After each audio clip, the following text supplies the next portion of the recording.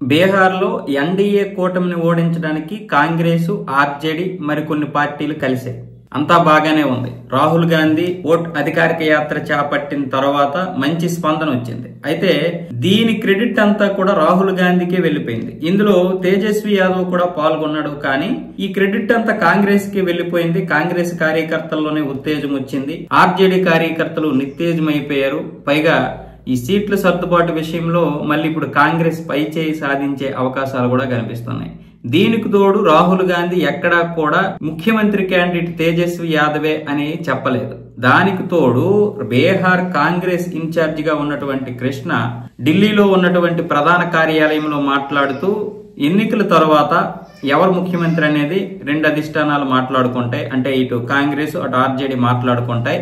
అది తరువాత సంగతి అన్న విధంగా చెప్పడంతో తేజస్వి యాదవ్ కి వెంటనే మండింది. దాంతో 243 స్థానాల్లో మేమే పోటీ చేస్తామని కూడా మీడియా వేదికగా చెప్పడం జరిగింది మొన్న. ఇప్పుడేమొచ్చేసి మళ్ళీ ఓట్ అధికారిక యాత్ర సొంతంగా ఒక్కడే చేస్తున్నాడు. ఎవరు? తేజస్వి యాదవ్ ఒక్కడే చేసుకుంటున్నాడు. ఇది ఎన్డీఏకి తీవ్రమైనటువంటి పరిస్థితులు తీసుకురావడానికి, ఎన్డీఏకి కౌంటర్ ఇవ్వడానికి మేము చేస్తున్నామని ఆర్జేడీ చెబుతోంది. కానీ ఈ అంతర్గత సమస్యల వల్ల ఆర్జేడీకి కూడా మంచి పట్టుంది, తేజస్వి యాదవ్ కూడా వ్యక్తిగతంగా కూడా మంచి పట్టుంది రాష్ట్రంలో అని నిరూపించుకోవడానికి ఇప్పుడు ఈ యాత్ర మంగళవారమే మొదలైపోయింది. మొత్తం 20 జిల్లాల్లో 73 నియోజకవర్గాల్లో కలుపుతూ నెల 20వ తారీఖు వరకు అయితే ఈ యొక్క యాత్ర కొనసాగబోతుంది. అంటే ఈరోజు 18 కదా, మరో 2 రోజుల్లో కొనసాగబోతుంది. అప్పుడు తన వ్యక్తిగత ఇమేజ్ ఏంటో కాంగ్రెస్ కి తెలుస్తోంది. సీట్ల సర్దుబాటు విషయంలో ఆర్జేడీకే ఎక్కువ సీట్లు రావాలి అన్న విధంగా అయితే ఇప్పుడు ఈ యొక్క యాత్ర చేపట్టినట్లుగా తెలుస్తోంది. కానీ ఇక్కడ కాంగ్రెస్, ఆర్జేడీ విడిపోవు.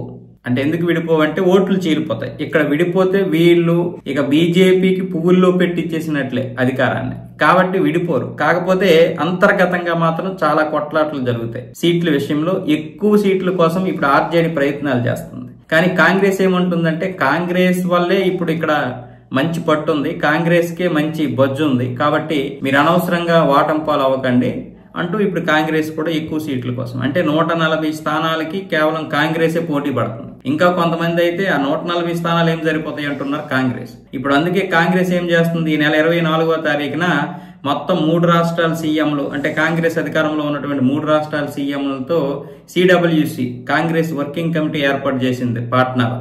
మిగతా నాయకులు కూడా అక్కడికి ఆహ్వానిస్తుంది. అంటే కాంగ్రెస్ మిగతా రాష్ట్రాల్లో ఉన్నటువంటి నాయకులు, అధికారంలో ఉన్నటువంటి సీఎంలు, అలాగే ఆర్జేడీ నేతలకు కూడా ఆహ్వానం పలికింది.